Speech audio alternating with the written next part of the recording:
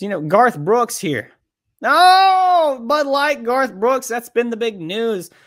Garth Brooks. Let's start that with Garth Brooks was like, I'm selling Bud Light in my bar in Nashville called Friends in Low Places. What a title, or what a name for a bar. Obviously, you're going to call it that. And if you don't like it, you're an asshole. That's what he said. That's what he said. And then he tries to backtrack because every time you go woke, guess what? You go broke. That's the way it go. You go woke, you go broke. And these people don't learn. But let's not forget this, bosses. No one brings this up when talking about Garth Brooks. Everyone seems to forget about this. Oh, check this out. He's part of the system. Garth Brooks, he's like one of the richest performers of all time. How much is he worth? Let me look up. Oh, dude, he's only 430 million. That's it. Oh, I bet it's more than that. But let's not forget this bullshit here, bosses. Whoa, nobody's talking about this. Why? Every time we bring up, people are like so surprised that he's like, yeah, if you don't, I'm all for diversity. And if you don't drink Bud Light, you're an asshole. What taste you have in beer makes you an asshole?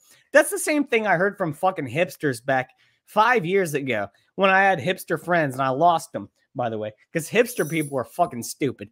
And they're like, well, if you don't drink IPAs, if you don't drink India Pale Ale, the strongest double IPAs, then you're not a beer drinker. You have no taste.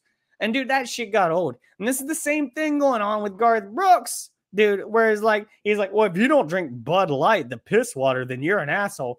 And then you look at this, dude. Oh, dude. Oh.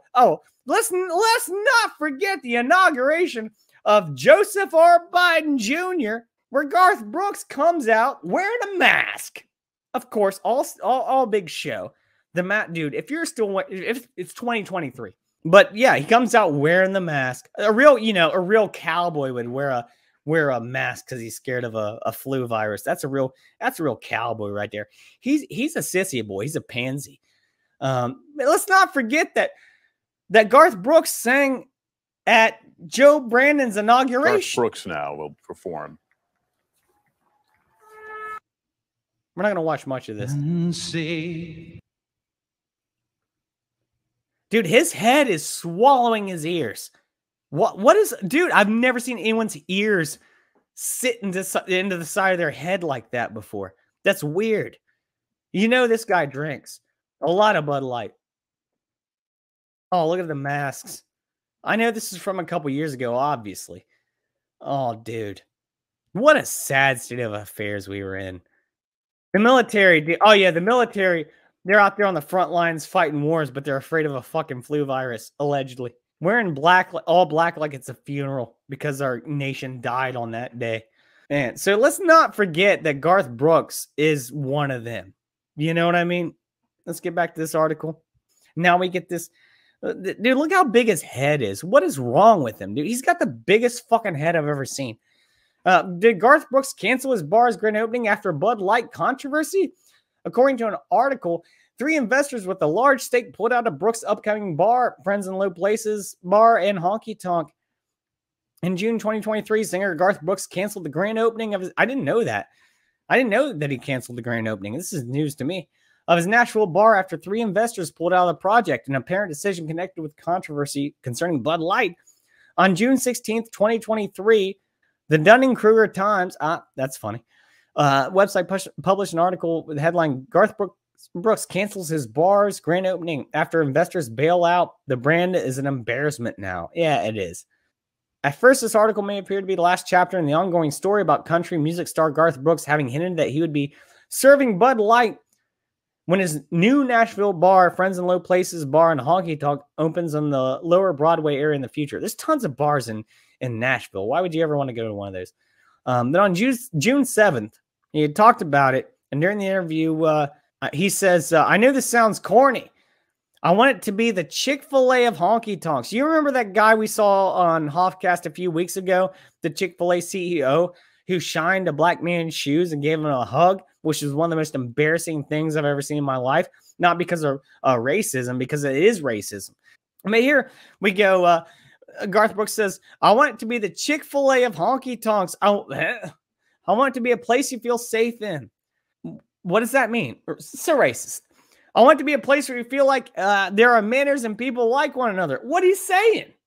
And yes, we're going to serve every brand of beer. We just are. It's not our decision to make. Our thing is, if you are let into this house, love one another. If you're an asshole, there are plenty of other places on Lower Broadway. I'm sure many people are going there now, and all the investors pulled out.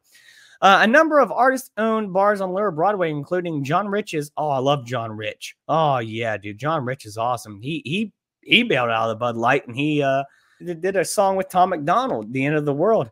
If it's the end of the world, I will do better next time. Oh, yeah, I know it. He's got a big guitar. It says America on the frets, dude. He's wearing the big shades. It's awesome. It says, including John Rich's Redneck Riviera and Kid Rock's bar quit serving Bud Light after the brand partnered with transgender influencer Dylan Mulvaney earlier this year. Yeah. Dylan, dude, okay, let me give it to Dylan, all right? Let me give it to Dylan. You got to hand it to Dylan, all right? The guy or whatever, they out there making bank, dude. Making bank while destroying everyone's companies. You know, Dylan's out there just making shit tons of money, just completely just playing the game. And I wouldn't lie. I'd be lying if I would say I wasn't jealous of being that much of a grifter. I would never, I'm too honest to be that much of a grifter. Hoff, not a grifter, too honest. Can't do it. Dylan Mulvaney, you got to give it to him, not just for that, for being like one of the greatest grifters of all time, but also waking up a lot of normies and causing these boycotts to these woke companies that would not have happened otherwise. So you got to give old Dylan a good old round of applause.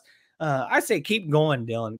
It says 5 days after the Billboard interview, this is going back to Garth Brooks, Brooks addressed his previous remarks during his Inside Studio G on Facebook Live. Oh, Facebook, dude. Who the fuck's still using Facebook? For fuck's sake. So let's address two things on it, Garth Brooks says. One is diversity, inclusiveness. That's me. That's me, boy. Ding. That's always been me. We got the same inaudible people wanting to burn our stuff. And I was like, I get it. Everybody's got their opinions, but inclusiveness is always going to be me. I think diversity is the answer to the problems that are here and the answers to the problems that are coming. But you don't include people who are white, who are like, fuck this, straight people. You don't include straight people. Dude, it's all going about the wrong way, man. You don't have to push other people to the forefront and make other people feel bad. And that's what this whole fucking thing is, man. It gets me so worked up, dude. It's so backwards. And these people think they're so right and so what is the word? I don't know. It just comes off as narcissism and arrogance to me, to like the highest extent.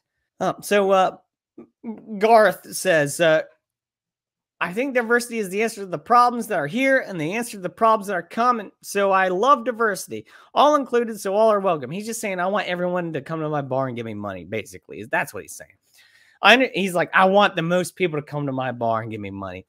He says, I understand that might not be other people's opinions, but that's okay, man. That's okay, man. It sounds like Joe Brandon. They have their opinions. They have their beliefs. I have mine.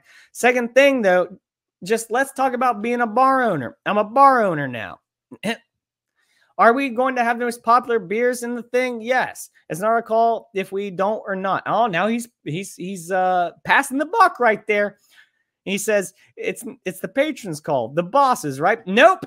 Don't ever say that. Bosses are here on Hoffcast, not in your fucking bar. I'm going back to Garth.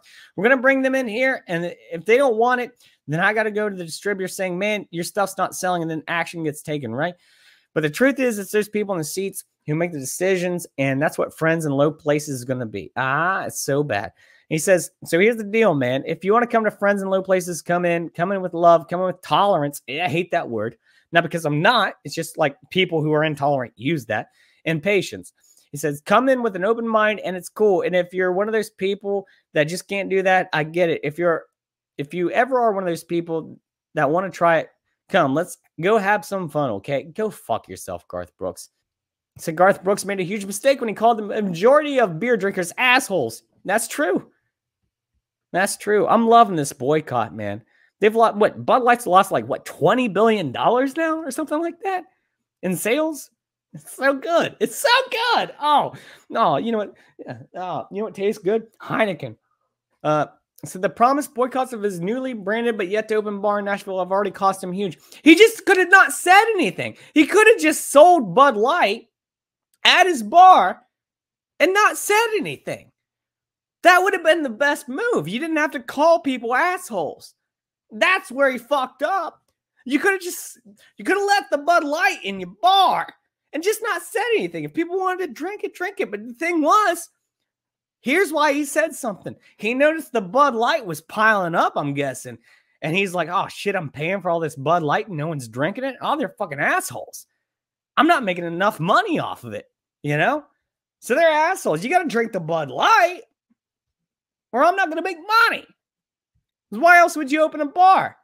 To make money. Do you think Garth Brooks is there at his bar?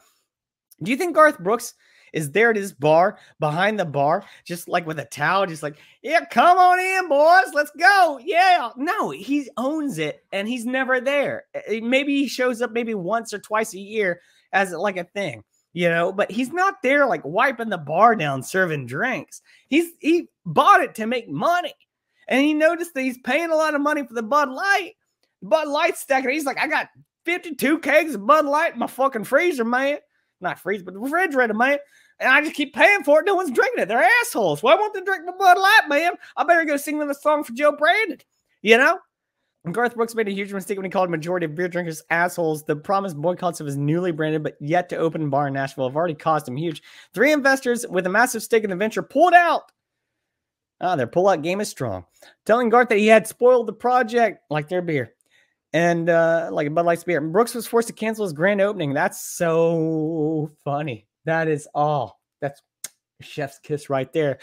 And considers options. Let's not forget Garth Brooks is now part of the system, you know. Let's not forget that.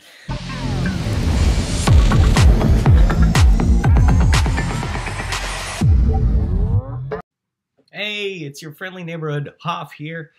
And if you enjoyed that clip, make sure that you check out my latest stream right here or clip. So keep in touch, subscribe, watch my latest. There we go. Cheers. Hoff signing off.